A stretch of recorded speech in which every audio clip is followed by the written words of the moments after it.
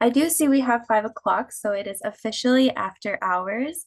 So I'm just going to welcome everybody, all of our viewers online.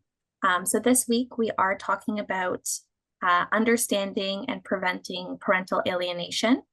Another reminder that the purpose of this series is to discuss general information on separation, divorce, and other family law topics. Any information provided here today should not be taken as legal advice. If you do have questions regarding your specific matter, please call our office, call a lawyer in your area, and book a consultation to receive tailored advice. I'm just going to jump right in. For those of you who don't know me, my name is Stephanie. I've been with the firm since 2018. I actually just had my 6-year anniversary. I can't believe it's been 6 years. So I was called to the Bar of Ontario in 2022, and I'm now an associate lawyer at the firm. I completed my undergraduate degree at Queen's and obtained my law degree from the University of Liverpool in 2020, graduating with first-class honors. I am committed to assisting clients through what is traditionally a difficult time by approaching matters with empathy, integrity, and compassion. So on your screen, you will also see Shanza. She's a recent law graduate from Osgoode Hall. She's also an articling student at the firm, and she's going to be called to the bar in June, coming up quite soon. So her valuable experience stems from active participation in legal clinics, mooting competitions, and prior work as a legal assistant. Focused on launching her legal career in family law, she's dedicated to providing empathetic and proficient legal support for those navigating family-related complexities. We also have Mr. Russell Alexander on your screen. He is the founder and senior partner at Russell Alexander Collaborative Family Lawyers. With over 25 years of experience, he uses his knowledge and expertise to serve his clients in all aspects of family law. Russ has written 4 books and is a fully trained collaborative practice lawyer. He speaks at conferences on collaborative practice, marketing, technology, AI, the law. If you want to know about it, Russ probably has a book about it. And you will notice, we don't have Joseph, but we have Jonathan. Jonathan Paynter is joining us today. He's a registered social worker and psychotherapist who works in the family law system, completing parenting plan assessments, voiced up the child reports, family mediation, and collaborative family law in private practice. He also provides psychotherapy, such as cognitive behavioral therapy, family therapy, and couples counseling for both children and adults. Jonathan is also on the board of directors of the Ontario Association for Family Mediation, holding the executive position as treasurer of the board, and is on the board of the collaborative practice Durham region as well. So welcome, Jonathan. We're really excited to have you here today. Steph? No Joseph means no talk about the Maple Leafs today. We're not talking about the Maple Leafs today. Okay.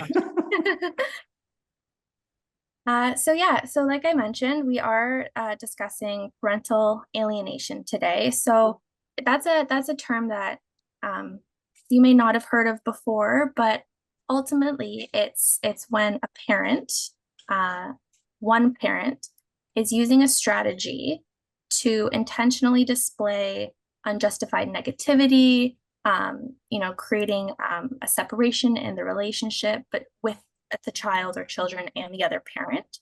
So the intention of this strategy is to dampen the child or the children's relationship with the other parent and to turn the child or children's emotions against them to weaken or damage that relationship. So a finding of parental alienation in the context of courts and obtaining orders, it's really determined on a case-by-case basis. But the concept of parental alienation is fairly consistent throughout case law, and the fact that it negatively impacts the child and it's not consistent with their best interests. For those of our attendees who have tuned in, you know we talk about what's in the best interest of the child a lot. So that really plays a huge component in finding or not finding parental alienation. So I just want to open the floor to my other panelists if they have anything else to add about, parental alienation and how it can manifest in families experiencing separation or divorce. Yeah, if I could add something, Steph, just that there's other words that are used to describe this problem as well that some people find more or less helpful depending on your perspective, but one is resist refuse dynamics, where a child's resisting seeing a parent. And that's a more general term that's used because sometimes the child's refusal to see that other parent is legitimate, like the parent's abusive, or they're not a good parent, or they have a substance use problem or something like that. And then sometimes it's because the child has been alienated. So it's a more encompassing definition that some people use. And another common term is parent-child contact problems. And that's essentially another broad term that describes a range of situations that lead to a parent being estranged from a child. And some people prefer that those two resist refuse dynamics or parent-child contact problems, because parent alienation can be used sometimes by the parties in an inappropriate way to kind of 100% blame the other parent for a problem that is more systemic and more involves both parents and the child and all their dynamics together. Yeah, there's certainly a negative connotation, certainly, that goes with that term. And for a long time, courts were reluctant to even entertain or adopt those allegations, right? And like Jonathan said, call it what you want. If one parent is being estranged or not having a good relationship with the child, that's often not in the best interest of the child. And we're going to talk today about some steps you can take to address it and hopefully avoid it. Absolutely. Yeah. And also what psychological and emotional effects it can have on the children or on the other parent. And Shanza, I know maybe you could just touch on some of those impacts that can occur. Yeah, sure, Steph. And I think, Steph, you talked about in your definition about the negative implications that alienation has on children. And these are some of the more immediate effects of alienation. The tension that it creates between the child and the parent. It's like losing a parent or seeing them in a completely different light. So there's a lot of emotional stress that comes with it too on the children, which can affect their everyday life, their performance in school. But there's a lot more to it than just the immediate effects. Alienation has a ripple effect, I would say, and you can see that it can have very long-term effects on the emotional and psychological well-being of everyone who's involved, the children and the parent. Children are going to experience, I'm going to make a bunch of points here, emotional instability. Children who are affected by parental alienation often exhibit issues like anxiety, depression, low self-esteem. It's because alienation characterizes a lot of abuse and control. And a lot of time, these children are made to feel fear or guilt when they don't comply with the alienating parent viewpoint. And this can manifest itself in the future, affecting their self-esteem and emotional stability. There's impaired relationships when a child is made to alienate the other parents. Essentially, they're being taught to alienate a loved one, and this can harm the child's ability to form healthy relationships in the future. The trauma can also lead to long-lasting psychological problems, perhaps even requiring therapy, sometimes medication. These children, they can find themselves in dysfunctional and abusive relationships. They may choose partners who are as abusive as their parents were, sometimes in an effort to feel loved. It can also make them more likely to stay in unhealthy partnerships to avoid separation because of the trauma that they went through when their parents got divorced. It can also triggers fear, loss. There has been studies, I was reading about it, that children who have experienced alienation, they express fears of losing a relationship, which causes them to maybe avoid conflicts in relationships or even entering relationships in the first place. And this is for children, even like families and parents in general who are going through a divorce that's high conflict, where there's some sort of alienation in play. Even for families, there's emotional and psychological stress, feelings of helplessness for the parents, frustration, fear of losing the bond with their child.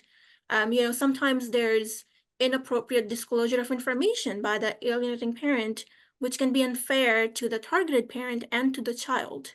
It can also extend, like these broken bonds can extend to extended families, so grandparents, uncles, aunts. It's not always limited to the immediate family. There's legal challenges again. Oftentimes, the parent will go to lengths as a strategy to future their legal interests, right? There's also financial strain. The legal proceedings, therapy, counseling, all of that can really add up and cause a lot of financial stress for the family. The effects can be very far-reaching depending on the extent and the type of alienation at play, and they can be very long-lasting as well. I think a lot of times parents, they don't often think about how far and how deep their actions can potentially impact the children, and I think that's something they should really be mindful of.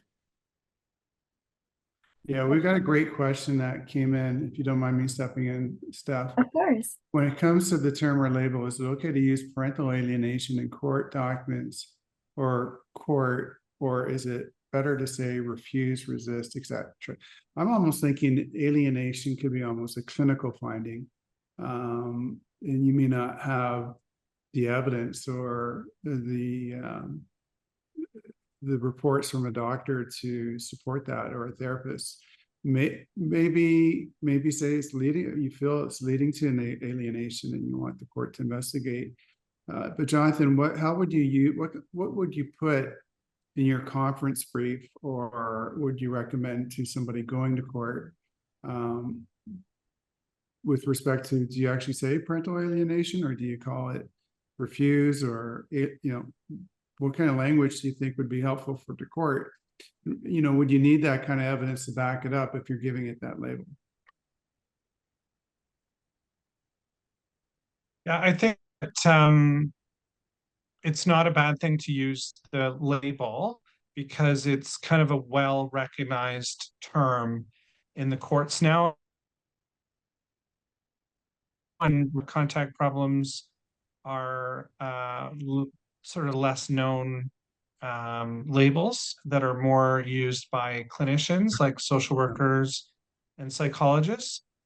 So I think it's okay to use parent alienation, but you also have to think of what your intent is by including it in your documents. If you want a solution to this problem, it's not a legal solution. It's a therapeutic solution. And so I would encourage people to use the resist refuse dynamics or the parent-child contact problem language whenever possible if you're looking to resolve the issues clinically, get in touch with a therapist who can help you with this problem. But if you're trying to hammer the other person in court, and you're applying for a motion or going towards a trial, then probably using a more known term is probably the better option from a legal point of view, not necessarily from a clinical point of view. Or call it what it is, right? Say the other parent is not fostering or encouraging the child's relationship. And, that's ultimately the court's main function when determining best interests. They want to encourage a relationship, provided it's a safe and appropriate way to do so. But that's what, the root of. Yeah, I think the problem is that like the term parent alienation really blames the favored parent, and is often a way for the parent who's rejected to dismiss their responsibility in creating these dynamics. And the vast majority of cases I've seen, it's the three people involved in this dynamic. It's the favored parent, the rejected parent, and the child are all contributing to the problem. And when you say parent alienation, what that sounds like is it's all the favored parent's fault. And sometimes it is, rarely, but there are occasions where it is all one parent's fault, but those are pretty rare. And usually what that is doing is dismissing all of the complexities of why the situation has arisen. And it allows the parent who's claiming that the other parent's alienating them kind of dismisses their responsibility in the process as well. So I prefer not to use that term, but I think if you're writing a motion or a brief for trial or something like that, then it is a known term and it is a useful term, but clinically we would see things a little bit more in a complex light, I guess you could say. Got it. Yeah. Absolutely. And I do from a legal perspective, a litigation perspective, the courts, particularly Justice Nicholson in his decision of AM and CH, this is a 2018 matter. Justice Nicholson even outlines some key indicators of when to be on alert or when to maybe identify signs of parental alienation. Some child behaviors that he mentioned are when a child idolizes one parent and devalues the rejected parent, the child supports a campaign of hatred towards the rejected parent. They talk openly to anyone about the rejected parent. There's some unchildlike language or a rehearsed quality to their tone when talking negatively about the rejected parent. Um, there's sometimes a denial of hope of reconciliation where the child has no acknowledgement of a desire for reconciliation. And some of the alienating parent behaviors as described by Justice Nicholson, it could include rarely talking about the other parent, or they present an uninterested tone when the child returns from parenting time with the rejected parent. Refusal to hear positive comments about the rejected parent, non-encouragement of calls to the other parent, no concern for missed parenting time, makes statements and then denies what was said, any telephone messages, gifts, mail from the rejected parent are destroyed or ignored or passed on to the child with disdain. Another common indicator of an alienating parent behavior is they do not necessarily believe that the child has any need for a relationship with the other parent. So there's a lot of factors, and we'll include a link to this case in our show notes, but the courts have tried, in a sense, to formulate a list or key factors to be made aware of or to be on the lookout for. And those factors have been cited in subsequent case law, and other judges have used those in their finding and their analysis of whether or not parental alienation has occurred or not. And like Jonathan mentioned, every case is different. It doesn't always mean the blame is on the alienating parent.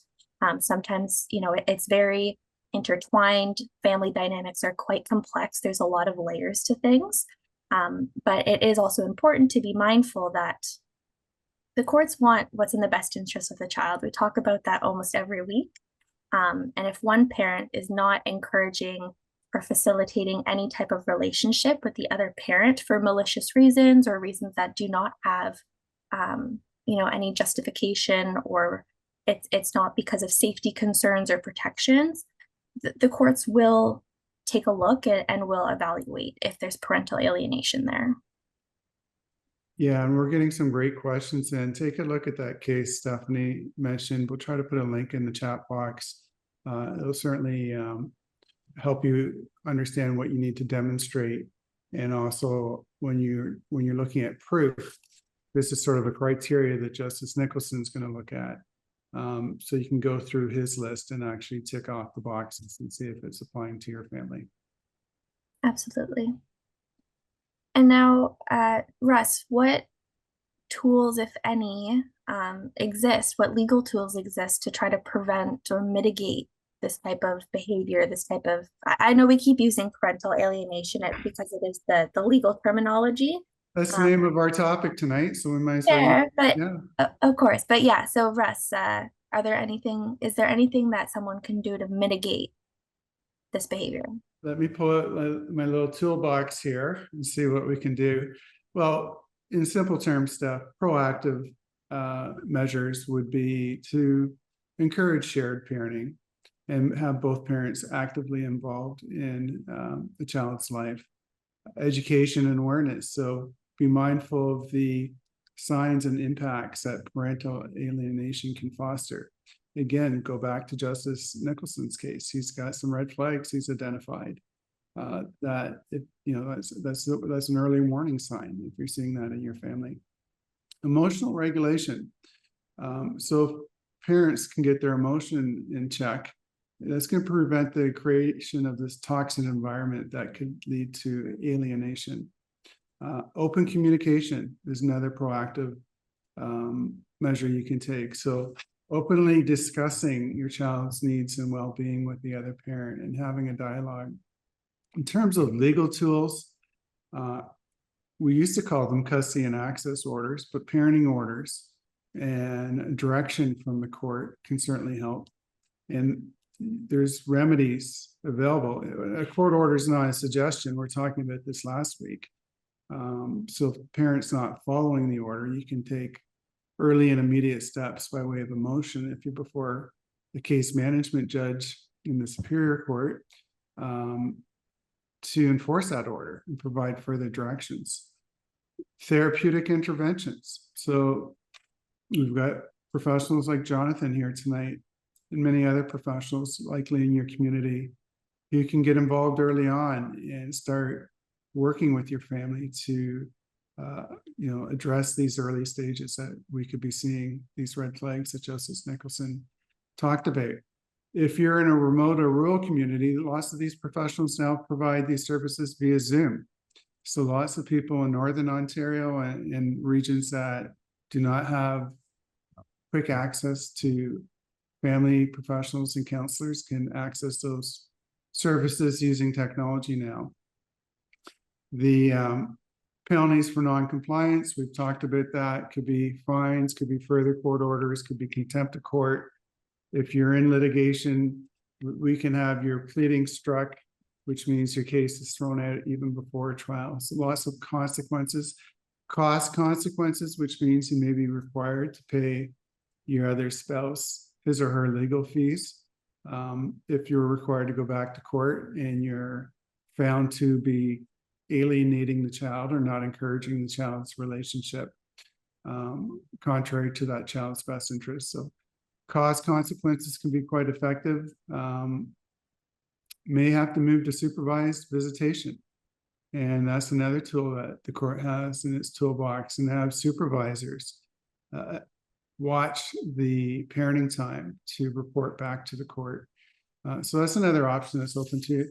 We have a link to an article that talks about case law, where some courts will even change custody or who's primary parent and order the alienating parent not to have access or contact for a period of time. And then that contact's only supervised. It's a fairly extreme situation. And it can be quite difficult for a child that doesn't want to go. But courts will go that far because they think ultimately it's in the child's best interest. So those are a few tips that come to mind, Steph. Yeah, Russ, it's actually interesting you mentioned that sort of blackout period in a file I'm currently in the midst of. I was looking into a case, it was Justice Kraft, her endorsement. Again, I'll pull the link and put it in the chat, but that's exactly what she ordered. There was such severe parental alienation. She ordered the reversal. So if child was primarily with mom, reversed it for child to be primarily with dad, and there was a 120-day blackout period where child and mom were not to communicate, in hopes or in an attempt to remove that alienating factor so that child and dad could rebuild their relationship free from any manipulation or alienation. So I'll find that number in the chat. It's almost like a reset. We've got a question coming in. How will the court get involved? Look, investigate, hire a third party. Any costs involved? Well, lots of ways we can get the court involved. I think it might be on our list here. Office of the Children's Lawyer, you can get an assessment done. You can arrange for it to be done privately. But yeah, we're going to get to that. Great question. Yeah, and actually, Jonathan, I'm gonna flip this question over to you. What are some potential impacts of parental alienation on the long-term parent-child relationship and the family dynamics? What are some things that you'd see? in that respect? Yeah, so there's a very particular kind of clinical presentation that kids who go through this tend to have. They tend to be between about the ages of 9 and 15. They tend to have a fairly high level of anxiety. They tend to have what's called inflexible thinking. So they have like a cognitive distortion, like they have a mindset where people are either good or evil, black or white, good or bad. So they tend to have polarized thinking and can't see shades of gray. They can't see like that, the rejected parent, even though I've had this bad experience with them, I can also remember good things about our relationship, because usually there's more complexity to the relationship than the child is experiencing. So if that mindset continues into adulthood, I think you kind of mentioned that earlier, Shanza, that can affect their adult relationship, right? If you are very polarized in how you see relationships when you're an adult, if your partner or a friend or a family member makes a single mistake, all of a sudden they get flipped into the bad zone or the evil zone or the negative side, and you don't see shades of gray, and you reject that person and you lose that relationship. So people as adults who've gone through this tend to be lonely. They tend to have relationship problems themselves, both with friendships and intimate partners. They tend to have quite a lot of anxiety, negative self-esteem, those kinds of things. And we know from decades of studies of separation and divorce, one of there's two things out of the four things that could go wrong in a separation for a child. So the two things that I won't talk about are parental conflict and exposure to that. That's really bad. Poverty, that's really bad. But parent-child contact problems or relationship problems with either parent or both parents is really bad for kids. And losing a parent is really bad for kids.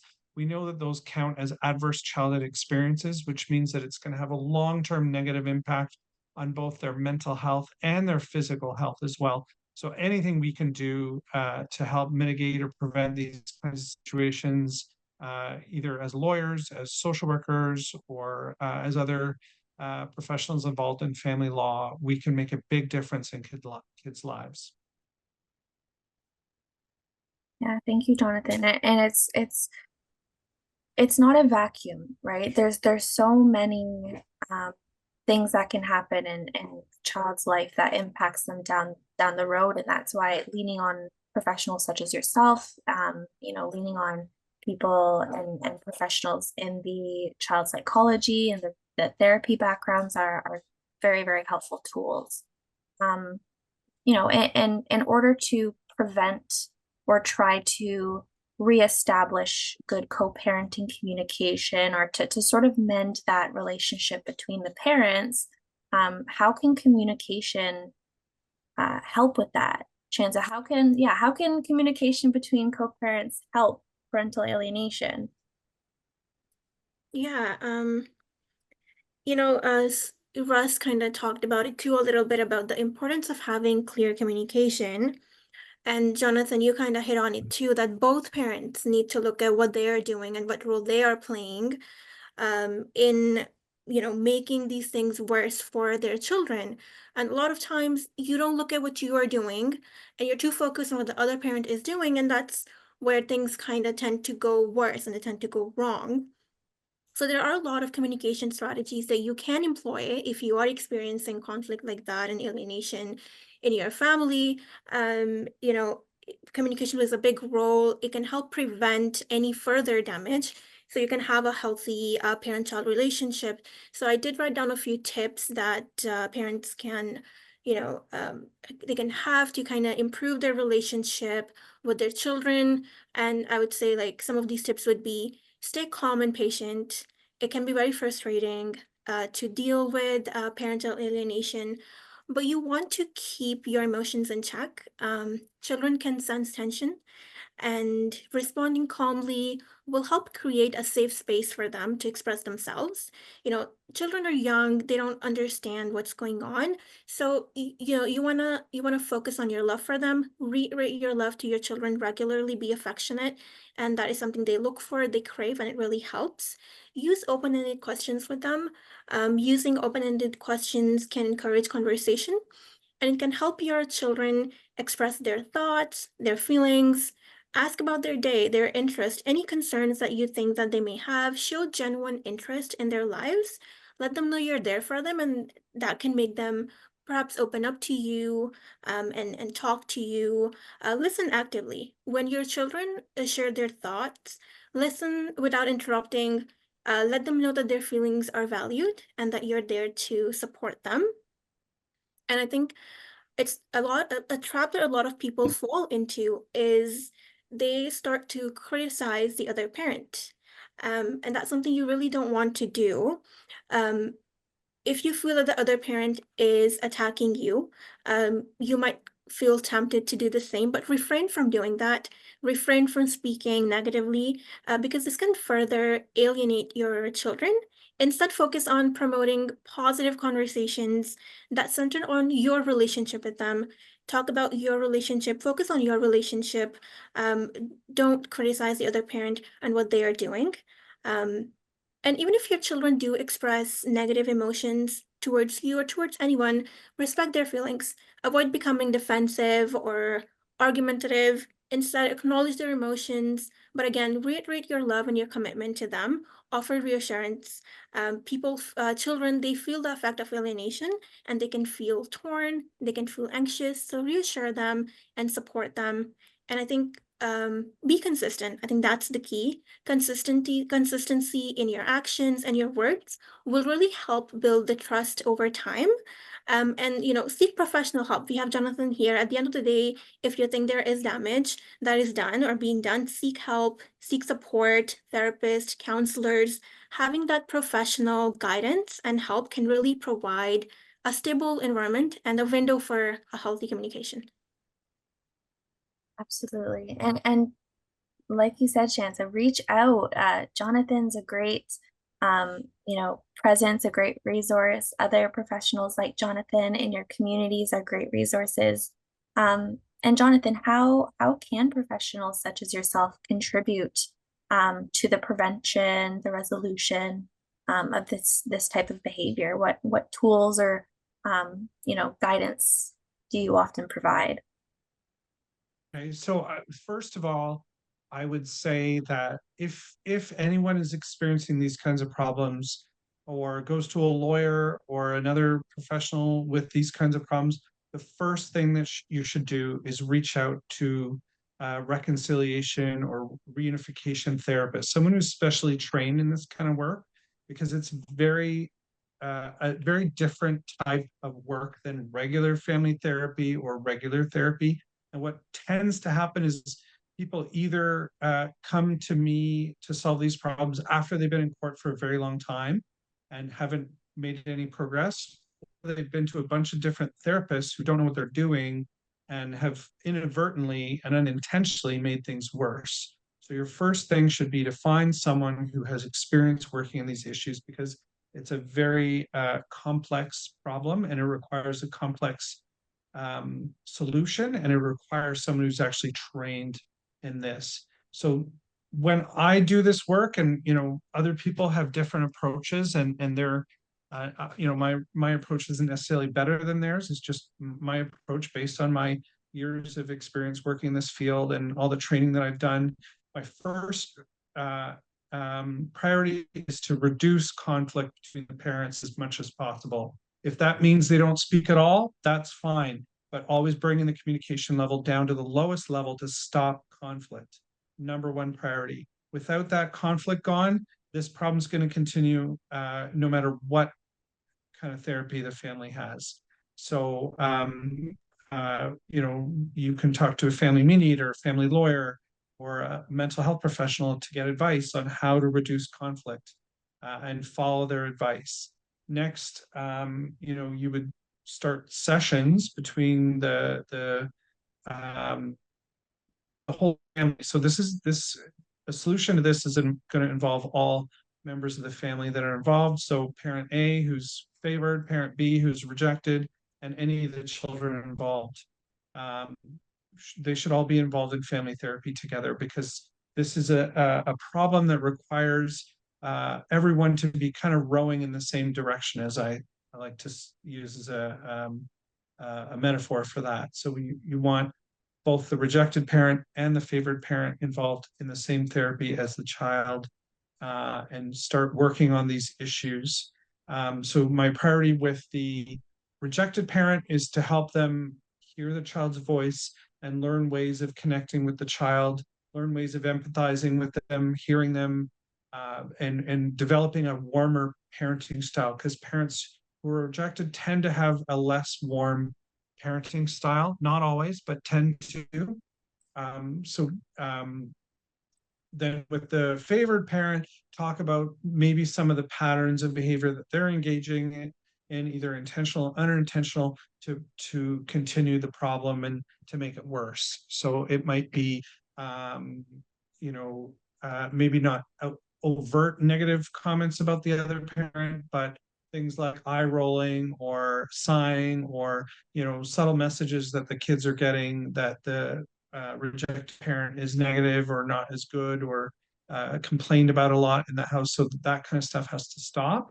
And the favored parent has to be very much part of the solution and start encouraging the child to start breaking down these barriers, express themselves with the other parent, and see the problems that they have in their relationship as solvable. Because a lot of the time the alienated child will get the message that no matter what you do, the other parent's always going to be the same and they're never going to change. And then with the child, it's about dealing with their anxiety. So teaching them, cognitive behavioral skills. It's also teaching them something called flexible thinking, so they can see different points of view at the same time, instead of that polarized thinking that I was talking about before, and helping them learn to interpersonal problem solve, instead of just running away from problems that develop in a relationship. So that's kind of the approach that I would take, working with families on these issues. But keep in mind, it's a very stressful process for all involved, and it's a slow process. It's not a quick, 6 sessions of cognitive behavioral therapy is going to fix your anxiety. But this reconciliation therapy, reunification therapy, parent alienation therapy takes a really long time. So expect a long process. Just want to thank our audience. I think for lawyers too, can I just add one more thing, is if lawyers need advice on dealing with these kinds of cases, get in touch with a person like myself who has an expertise in this kind of thing, and take the mental health professionals' direction in terms of how to manage the case in court. Because really, I see court as being there to support the work of the therapists. Get right back to you, Jonathan. I want to thank our audience for sending in all these great questions. There's a question about CAS and guardianship and winning access. I'm not sure if I follow it, but you certainly want to go see a lawyer if you need to enforce an access order that you have. But a question that came in, maybe you can provide our audience with some insight here, Jonathan. What are some examples of how a parent can also play a negative role, something not already shared today? So I'm not sure if I fully understand the question, but what are some of these negative parenting incidences that should we be looking out for? Yeah. So the studies show that the rejected parent tends to be a little bit more rigid. So maybe they have more of a bit of an authoritarian style of parenting. So there's tend to be more strict, tend to be more rigid, and tend to be less emotionally connected to the child. So that personality trait can help contribute to these kinds of problems. And what they might do to make things worse is complaining about the favored parent in front of the child, or getting really upset and emotional around the child about these kinds of issues. That will make the child feel more anxious and speed up their rejection of them. So the rejected parent, learn how to stay calm, manage their emotions better, and learn not to be so reactive around the child. For the favored parent, some of the behaviors might include subtle messages that they may not intend to be negative, but can be taken as negative. So, for example, I had a case a couple of years ago where the favored parent was messaging the child while the child was at the other parent's house, saying, "Are you okay? Are you safe? Where's the other parent right now? What are they doing?" And these constant messages were causing the child a lot of anxiety and causing them to believe, well, maybe I should be afraid of this parent. And eventually did develop feelings of quite severe fear of that parent. And to the point where when the parent was knocking on the child's door to say goodnight to them, the child called 911 and said, "My dad's attacking me. I need help." So yeah, the favored parent, if they're asking certain leading questions, they could instill fears in their child where that fear isn't necessary. And again, never criticize the other parent in front of the children. There's no context where that's appropriate. You don't have to make excuses for the other parent, but definitely don't say negative things about the other parent in the children's presence. No, those are great tips, Jonathan. And you know, any sort of argument or exposing the children to conflict, how can professionals advise parents to mitigate or support children who get caught in that crossfire?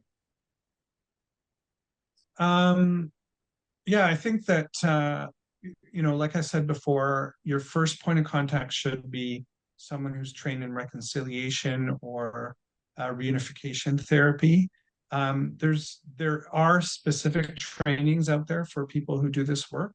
You don't necessarily have to take them to be able to do the work, but you do need a lot of experience, a lot of education, a lot of hours of learning about this problem, because it doesn't respond well to regular therapy. So the number one thing you should do, I would recommend everybody, is go out and find someone who's a reconciliation therapist. And people are welcome to get in touch with me if they have these kinds of problems. I may not be able to take on your case, but I'll be able to refer you to someone who I can. And I'm always happy to give some free, 15-minute, 20-minute consultations to help people find the resources they want or they need. Basically to help kids, prevent them from getting caught in the crossfire. Never speak ill of the other parent, never engage in conflict in front of the other parent, always support the children's relationship with the other parent and the other parent's family. These are some basic things that every parent who's separated should do and know, and most people do. And remember to separate your own beliefs, your own needs from your child's. Just because the marriage didn't work out or the relationship didn't work out and you're really angry and upset about the way you were treated by that other parent, doesn't necessarily translate into the children should have a problem with that other parent as well. So try to separate your own needs from the children's needs. And remember that, one of the major risk factors in children having a healthy adjustment to separation and divorce is maintaining relationships and healthy relationships with both parents and step parents and extended families. And so if you're doing anything to interfere with that, then you're potentially harming your child. And, that's a good opportunity for you to speak to a therapist, gain some insight into what's going on, and try to change your behaviors and change the patterns of behavior that you and the other parent are engaged in. Try to break that cycle of conflict. And there's some great books out there to read about this topic as well. One's called Overcoming the Co-Parenting Trap. That's the one I usually recommend. There's lots of other books out there too.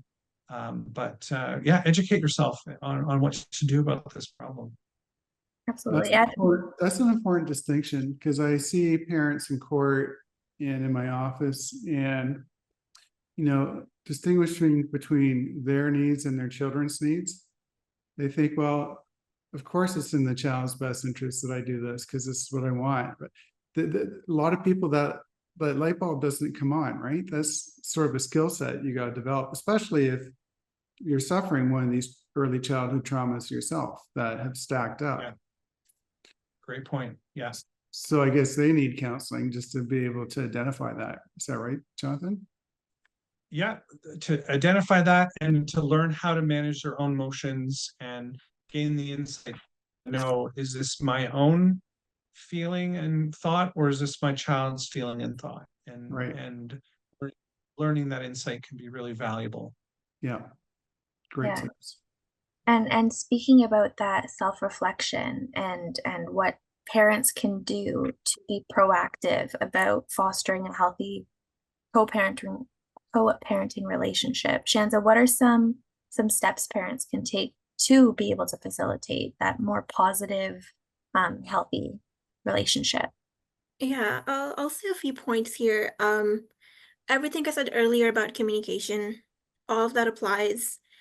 Be clear with your communication. If you're co-parenting, you will be discussing parenting decisions. So you want to clearly set out your expectations. Any concerns that may arise, you may want to bring them up, but create a space, a safe space for everyone to express their feelings without judgment. Consistent communication can really foster trust and understanding. Have consistent routines. I think that's an important one because children, they thrive on routine and predictability. Work together to have a consistent routine for meals, bedtime, other daily activities. Consistency provides a sense of stability to the children who are adjusting to the dynamics of having two separate households. So having routines can help alleviate some of the anxiety, and it can create a sense of security and familiarity for the children. Um, Respect different parenting styles. It's very important that you recognize and respect that each parent will have different parenting style.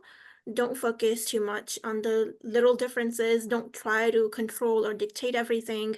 Find common ground and align your focus on the well-being of the children. That should be the major focus. Along the same lines, it's also good to have consistency and discipline. So that would include having common house rules if possible. This help avoids confusion and creates more of a united front when addressing behavioral issues. It's good to have more stability for the children, encourage positive relationships. We can't stress this enough. We've been talking about it. Building positive relationships between children and all parental figures is essential. Encourage step parents to build connections based on trust and mutual respect. I think having a strong family support can really give the children a stable and loving environment.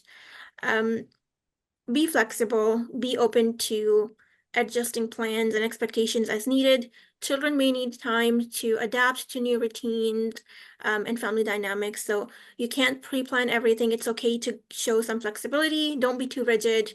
Do what the kids want.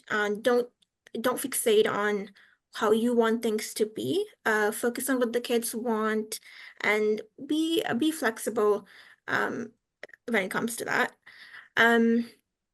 Avoid loyalty conflicts. It's okay for the children to love and have a relationship with both parents. They need it. The other person may not be your partner anymore, but they're still a parent to your child. So encourage communication and provide emotional support as needed. If you think the other parent is engaging in alienation, seek professional guidance so it can be addressed. Seek professional support. That's my, if you have concerns, don't always self-help. I think a lot of times parents don't know what's the right approach. And in those cases, I think if you speak to someone, if you bring your concerns out, and that can be really helpful in dealing or eliminating or even reducing conflict in the future. Thanks. Absolutely. And leaning on those resources, those support networks, those educational tools, especially if you're not sure or you're sort of in the beginning stages of navigating something like this. Russ, do you have any, resources or supports that you'd recommend to our audience? Yeah, for sure, Steph. Jonathan, there was a question that came in. Was it reconciliation trained therapist? Is that what our audience needs to consider? Is that the title that they should be searching? So either, we usually call ourselves either reconciliation therapists or reunification therapists. And they're, yeah, so they're not easy to find. But if anyone needs to find one, reach out to me on my website or by email or whatever, and I'll happily direct you to one of the ones that I know of. Yeah, so and the other part of that question was about shared parenting, and in my opinion, you don't necessarily need shared parenting in order to fix parent-child contact problems. Sometimes it's appropriate. It really depends on the circumstances. Yeah. So there's no cookie cutter approach to these kinds of issues. And it takes a lot of time and effort on everyone's part to try to resolve them, but see it as a therapeutic problem, see it as something that you have to be humble. Like as a parent, if you're going through this, you have to accept that maybe I don't know the answers to all the questions in this, and maybe I don't know the right way of going about resolving these issues, and therefore I need a therapist or some kind of professional involved, to like a lawyer or a family lawyer, to help me navigate this very complicated problem. Yeah. In terms of educational resources, but just on that point, this is a tough road that you're hauling, right? Even with counselors and experienced family lawyers and judges who want to do what's right for your family and your children. This is a tough relationship to repair when there's been alienation. I want to ask our audience to be mindful. We have the chat box. Steph has been great dropping resources into that, cases, Jonathan's contacts there. You can contact us for resources. Watch programs like this that you're watching tonight. Great first step put on professionals, by professionals. We're not getting paid for this. We're just doing this as a service to the public. We deal with these issues daily. Steph was dealing with an issue 5 minutes before we started, believe it or not. So yeah, this is timely and serious business. We have podcasts, YouTube videos, Family Law Now, programs that talk about this subject. For resources, I came across this article. It's in Law 360. It's currently behind a paid wall, which means you need to subscribe to the service to get it. But I think they're going to be releasing it in 3-4 days. So look for it online. It's by a family lawyer I know who quite well, who's very capable, Steve Benmar out of Toronto. It's called Reunification Counseling for Children Who Reject the Parent. What is the law? So in terms of education, Steph's done a great job giving some cases. The judges set out what they consider, what the tests are, what they're looking for in terms of evidence. So read these court decisions. This is what the court's going to do if your family ends up before court, and start thinking about some of these red flags that Justice Nicholson flagged for us. This particular article talks about Section 28 of the Children's Law Reform Act, which opens up the jurisdiction of the court and gives the court the power to deal with parental alienation and order child reunification. A great analysis provided by Mr. Benoit. Testani and Houghton is a 2016 decision that Stephen takes a look at, which is considerations that the court's going to consider when ordering or considering reunification, the number of factors that the court looks through in determining whether that's going to occur. We'll try to get the link in the chat box for you. FSVMBT, where there was another request for the therapy, and the court considered what that effect was going to be on the child as well. So it's a great discussion in terms of the analysis that the court's going to go through. So in terms of resources, turn to professionals that are trained, lawyers, certified and trained professionals like Jonathan. They're available probably in your community. If not, you might be able to access those resources remotely. You can look at the resources that we're offering online. You can read these court decisions that I'm talking about. You can read Stephen Benoit's article, which sets out, the way the judges are approaching this very difficult issue recently. So lots of great resources out there. The fact that you're watching and listening to this event tonight means you're much further ahead than a lot of other families who haven't turned their minds to how to best deal with these issues and hopefully make decisions that are in the best interest of your children. And Jonathan's got a 6 o'clock stop, so this is great. We're running right on time tonight. Yeah. Absolutely. And, I think an important thing to remind our audience of is seek guidance, seek assistance. Yes, there are, a plethora of cases, articles, books, but sometimes having that one-on-one advice that's tailored to you, tailored to your circumstances, your families, your experience, that's really where you're going to get the depth of knowledge and understanding to really propel your matter forward, whether it is reunifying your relationship with your child, supporting the reunification of your child and the other parents, or proceeding through the court system. And I think reaching out to a lawyer in your area, a reunification therapist, reaching out to Jonathan, checking out his website, are all great tools and great sort of stepping stones to get you on the right path. So yeah, I'm just going to sort of open the floor. Let me see if we have any other questions that have come in. Please submit them. We've got 3 more minutes.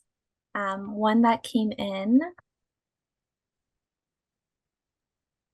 Okay, are there any, so I'll just sort of open the floor for everybody. Are there any myths or misconceptions around parental alienation that can either affect the public's perception of it or the professional perception of what this parental alienation entails? I know we talked about it briefly, but just to go into a little bit more about any myths. The thing I would say that is important for people to think about, in my opinion anyways, is see this as a therapeutic problem, see it as a family system problem, not as a legal problem. Like the legal system can help support the therapeutic process, but it can't solve the therapeutic problems within the family. And so even if you win in court, you may not have fixed the problems in the relationship with kids. So really try to get out of the mindset of seeing this as I've got to win this case in court, and getting into the mindset of how do I therapeutically address the problems in this family, or my relationship with my children, or my relationship with my ex-partner. Those are the things to target, and really the legal system is there to back that up and support it. Yeah, the 2 big ones I see, stuff, it's not gender specific, right? We see these men's fathers groups, and it's always, you say women alienating dads and this and that. It goes both ways, right? Dads alienate moms too, and so it's not driven by gender. The other myth I see quite often is the alienating parent thinks it's in the child's best interest that particular parent's got nothing to offer, or for whatever reason. Studies show, and you can correct me if I'm wrong here, Jonathan, children have a good relationship with both parents end up being much more productive members of society and more successful. The ones who don't often end up in the youth criminal justice system and in the adult system, have drug addictions, and end up going in a very wrong direction. So having a good relationship with both parents is usually in the best interest of the children, but that often gets overlooked quite a bit. And a famous story, what time we got here? No, 6 o'clock. You have to come in next week to hear my story. I'll continue it next week. So first I want to thank Jonathan. If he's got to run, we won't keep you long. It's already 6 o'clock. So thank you so much, Jonathan, for joining us. I know our audience appreciates it. We greatly appreciate it.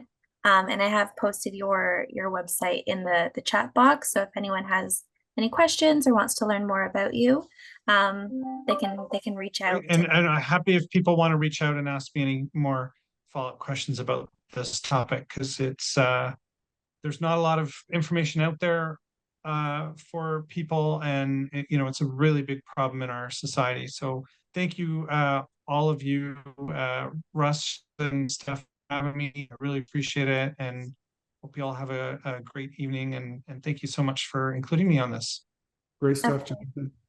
Thanks, Jonathan.